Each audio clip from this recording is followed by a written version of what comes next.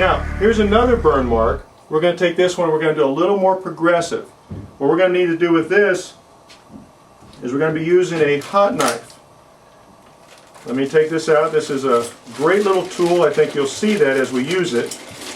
This is used for many different types of repairs or different types of manipulation or movement or improvement. This is simply a hot knife. It has a tip. This is plugged in, it gets hot, and we can cut with this. So I'm going to plug this in. I'm going to let it sit here for a moment to get hot while I work on this area here. Now what we're going to do with this, we're going to take a needle nose and we're going to pull those tufts out. So you just want to get the damaged area and pull it out. Notice we're just pulling tufts. I'll put them here on the side. You can see that. We're just going to take out all the damaged areas.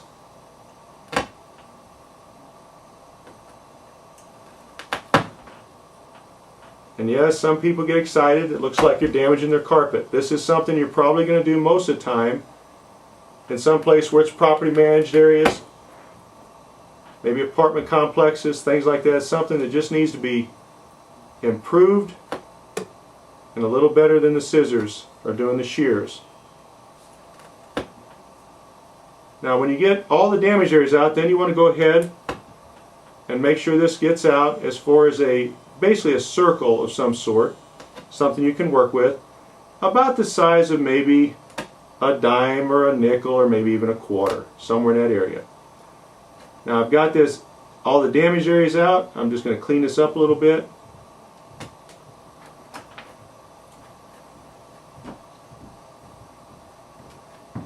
Okay, if you look at this, it's about the size of the base of this that I've got the tufts taken out.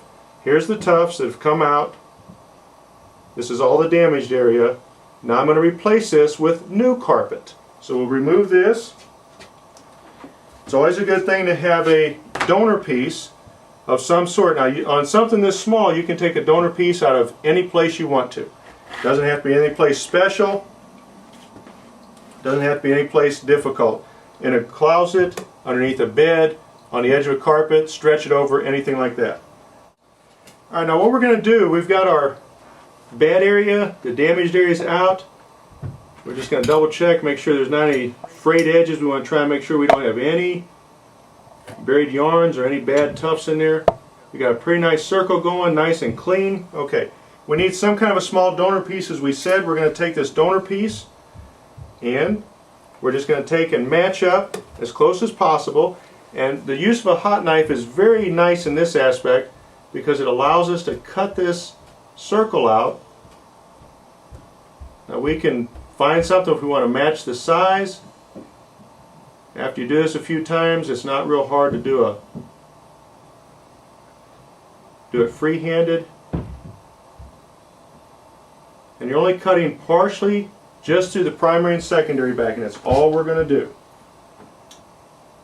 And we'll see how this comes out. We'll take this out. Now the nice part about this is with the hot knife, we've sealed all these edges. That right there has all been sealed.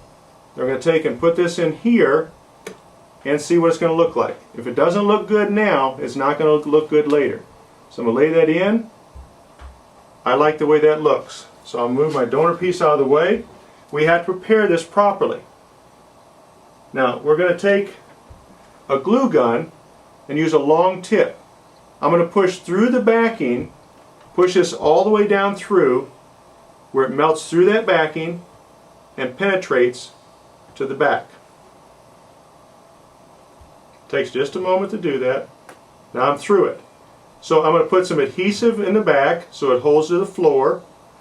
I'll put some adhesive in between the primary and secondary because I want that to hold very well. And then I'm going to put some adhesive on this right here. A little bit on the back so we have the ability of not only the glue holding itself but the glue sticking to the glue. Then I will take and push this over here. Make sure I don't have any buried yarns.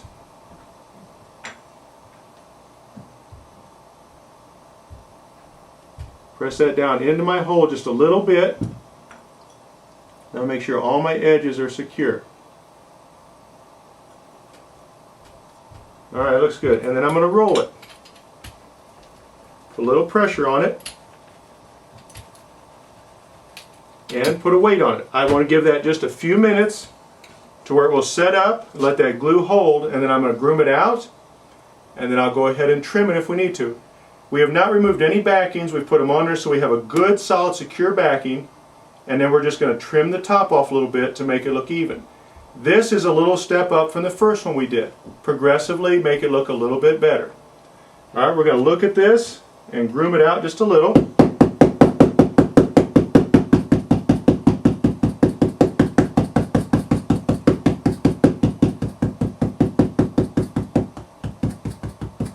I have just a little tiny bit up. You can see there's just a little bit up above that, which is expected. So I'm going to trim that just a little. Give it just a little bit of a haircut.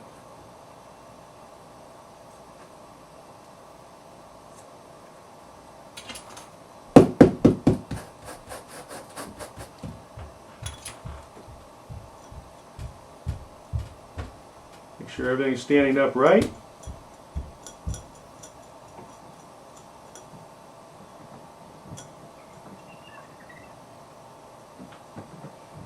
Trim just a little bit more. And we should be in pretty good shape.